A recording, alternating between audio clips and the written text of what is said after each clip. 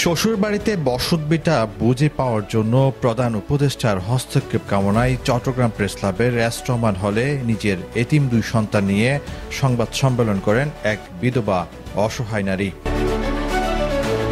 সংবাদ সম্মেলনে লিখিত বক্তব্য পাঠ করেন ভুক্তভোগী নারী পিঙ্কি আক্তার। এ সময় উপস্থিত ছিলেন ভুক্তভোগীর ননদ সেলিনা মমতাজ, আয়েশা সিদ্দিকা, সাইফা, সুমাইয়া সিদ্দিকা, মাইমুন। এ সময় ভুক্তভোগী নারী বলেন, সামাজিক বিচার অমান্য করে ধর্ম ব্যবসায়ী শাহজাহান চৌধুরী ও তার ছোট বোন শওকত চৌধুরী ও তার সন্ত্রাসী বাহিনীর অত্যাচারে আমি ও আমার 2 এতিম সন্তান নিয়ে এখন রাস্তায় রাস্তায় মানবতার জীবনযাপন করছি। তাই আজ এই সংবাদ সম্মেলনের মাধ্যমে মাননীয় প্রধান উপদেষ্টার হস্তক্ষেপ কামনা করছি। আমি এবং আমার সন্তানরা যেন ওয়ারিশিয়ান অনুযায়ী সকল কিছু বুঝে পেতে যেন আইনি সহায়তা পাই।